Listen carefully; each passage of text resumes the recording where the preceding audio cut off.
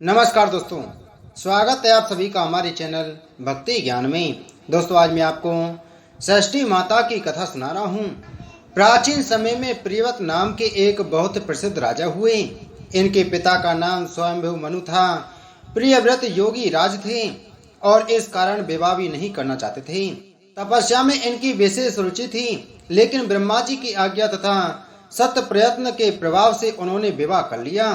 विवाह के काफी वर्ष बीत जाने पर भी उन्हें कोई संतान नहीं हुई। तब कश्यप जी ने उनसे पुत्रेष्टि यज्ञ करवाया। राजा की भार्या का नाम मालिनी था। मुनि ने उन्हें खीर प्रदान की और खीर खाने के बाद रानी मालिनी गर्भवती हो गई। कुछ समय बाद रानी ने स्वर्ण के समान प्रभाव वाले एक कुमार को जन्म दिया, लेकिन अभी अंगों से पूर्ण होने पर भी वह बालक मरा हुआ पैदा हुआ था। पुत्र के शोक में माता को मूर्छा आ गई। राजा प्रियव्रत उस मृत बालक को लेकर शमशान में गए और उस एकांत भूमि में पुत्र को छाती से चिपकाकर आंखों से आंसुओं की धार बहाने लगे।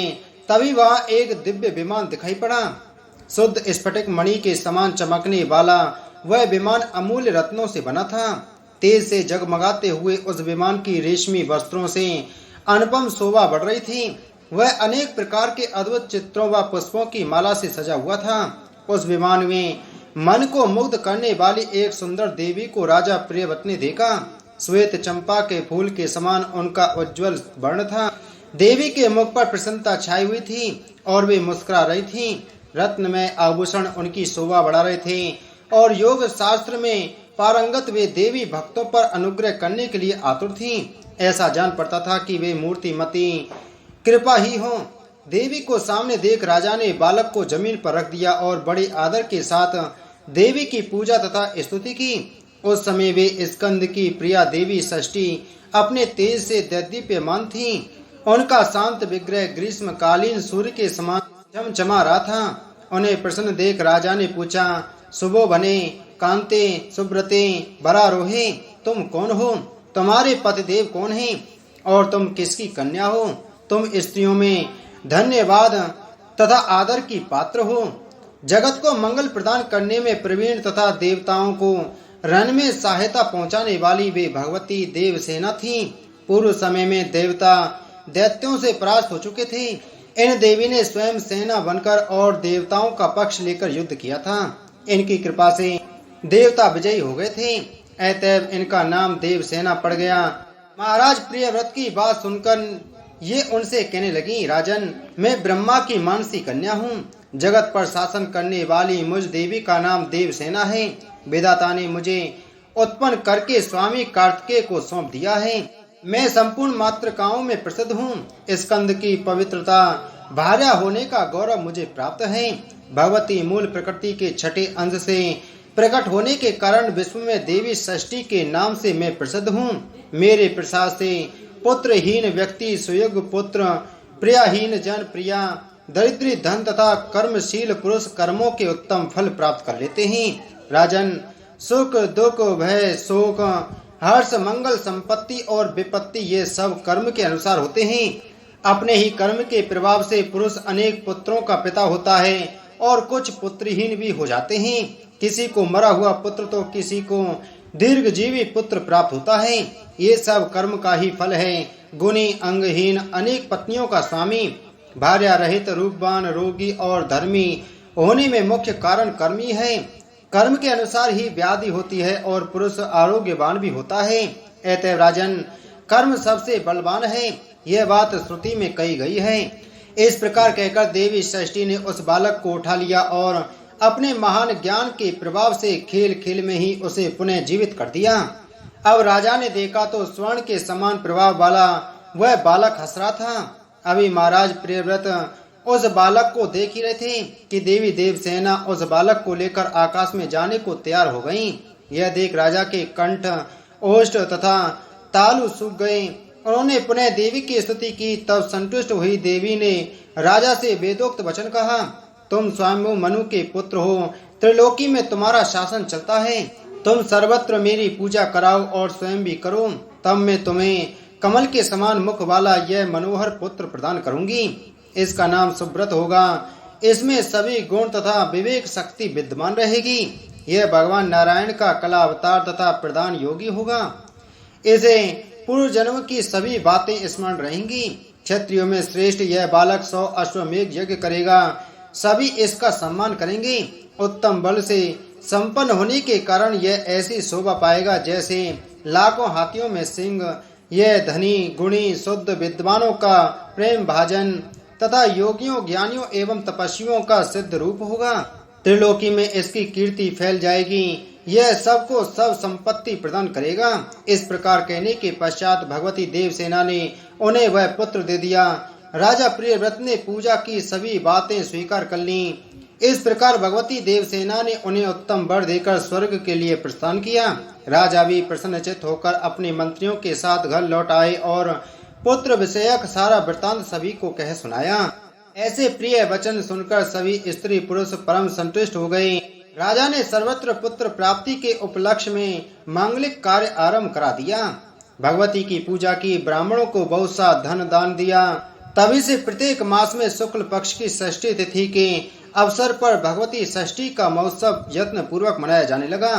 बालकों के प्रसव गृह में छठे दिन, 21वें दिन तथा अन्य प्राशन के शुभ समय पर यत्न पूर्वक देवी की पूजा होने लगी। सर्वत्र इसका पूरा प्रचार हो गया और राजा प्रियव्रत भी स्वयं इसकी पूजा करते थे।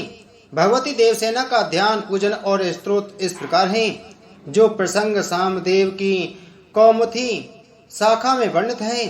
सालग्राम की प्रतिमा कलश अथवा बट के मूल भाग में या दीवाल पर उत्तलेका बनाकर प्रकृति के छठे अंश से प्रकट होने वाली शुद्ध स्वरूपणी इन भगवती की पूजा करनी चाहिए। विद्वान पुरुष इनका इस प्रकार ध्यान करें। सुंदर पुत्र, कल्याण तथा दया प्रदान करने वाली ये देवी जगत की माता हैं। श्वेत चंपक के समान इनका वर्ण है। ये रत्नमय भूषणों से अलंकृत हैं।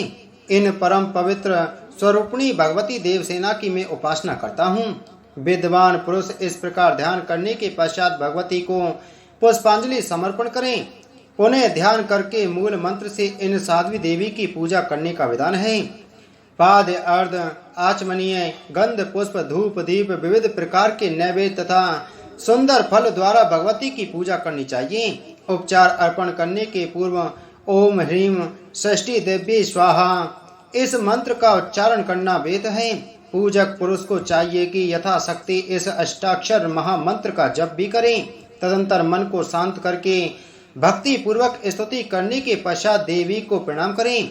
जो पुरुष देवी के उपयुक्त अष्टाक्षर महामंत्र का 1 लाख जप करता है उसे अवश्य ही उत्तम पुत्र की प्राप्ति होती है। ऐसा ब्रह्मा जी का कथन है।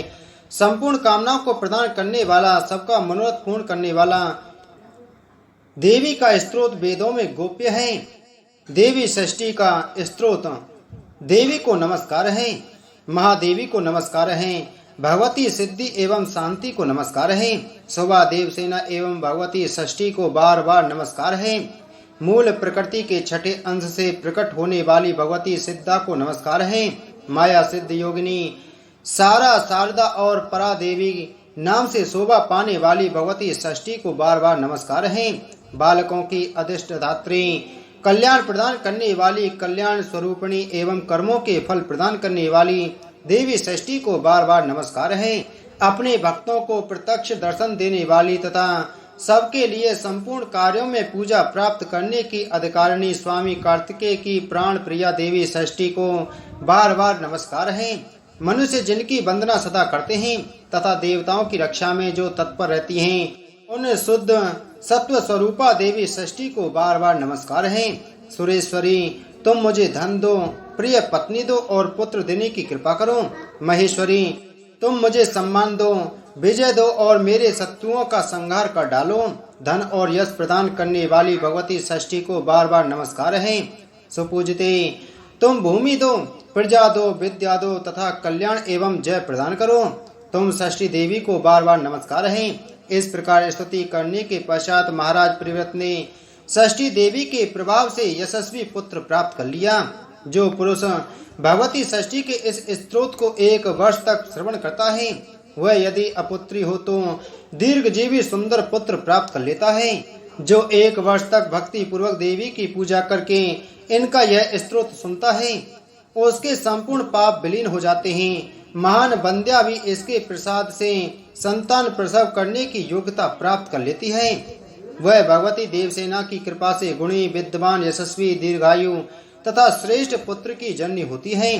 काकबंध्या अथवा मृतवत्स्या नारी 1 वर्ष तक इसका श्रवण करने के फल स्वरूप भगवती षष्ठी के प्रभाव से पुत्रवती हो जाती है।